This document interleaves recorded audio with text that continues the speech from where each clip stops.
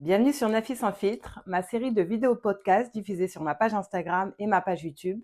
Des capsules courtes, vraies, où je vous partage mes pensées, mes combats, ma vie de femme, maman, entrepreneur. Pour ce premier épisode, j'aimerais vous parler d'un sujet qui touche pas mal de jeunes entrepreneurs, le fameux syndrome de l'imposteur.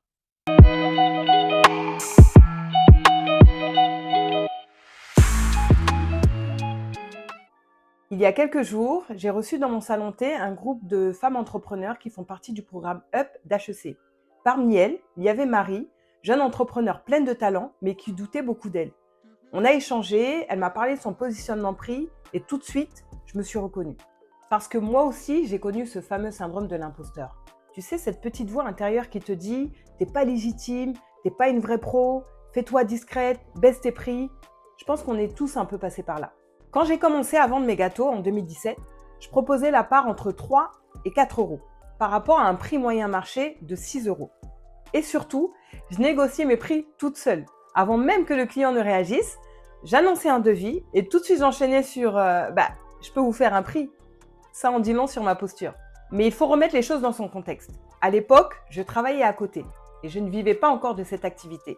C'était plutôt une passion, un loisir que je monétisais un petit peu, mais je ne portais pas cette activité comme un business. Et c'est très important de faire la différence entre une activité loisir et une activité dont on veut vivre, parce que les choix, les prix et la posture changent totalement. À l'époque, je me sentais pas légitime, parce que j'étais pas formée, j'étais pas diplômée dans ce domaine, je me sentais pas comme une vraie cake designer.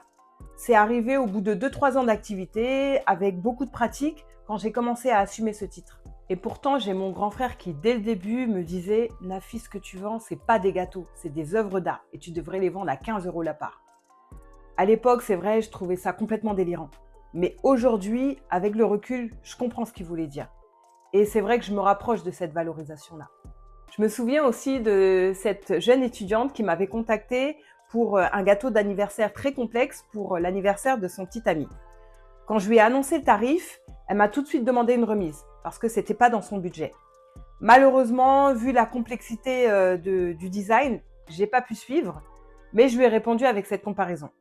Je lui ai dit, tu sais, les chaussures Louboutin, j'aime beaucoup, mais malheureusement, je ne suis pas en mesure de me les acheter sur un coup de tête. Si je veux m'en acheter une paire, je vais devoir économiser, je vais devoir mettre de côté petit à petit quelques mois parce que je sais la valeur de ce que je veux. Elle a compris, on s'est dit au revoir poliment et 1 an plus tard, elle est revenue. Elle avait économisé pour acheter mon gâteau.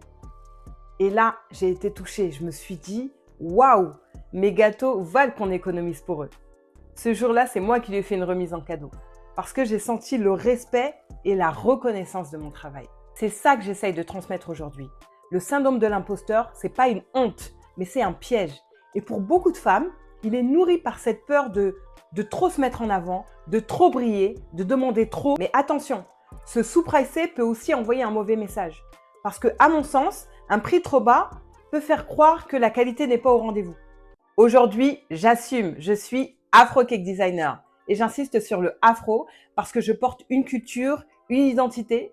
Et on n'est pas beaucoup d'Afro Cake Designers aussi, il faut le dire. Je suis aussi entrepreneur, CEO, et j'ai mis du temps à porter ce mot. Mais maintenant que je le fais, je le vis différemment. Quand je vends un gâteau Le Corridoré, je vends une expertise, mais aussi je vends une marque. Je pense plus grand, je me projette mieux, et tu sais quoi? Les clients, ils ne fuient pas, ils valident. Tout est aussi dans la posture qu'on va adopter, parce que même sans parler, elle va agir sur notre positionnement. Moi, aujourd'hui, j'ai presque plus de clients qui négocient les prix, alors que mes prix sont de plus en plus chers. Mais mon discours et ma posture sont différents. C'était Nafis sans filtre. Aujourd'hui, je vous ai parlé de ce syndrome qu'on connaît tous trop bien, mais qu'on peut apprendre à dompter. On continue à en parler en commentaire si tu veux bien, et à bientôt pour un nouveau sujet.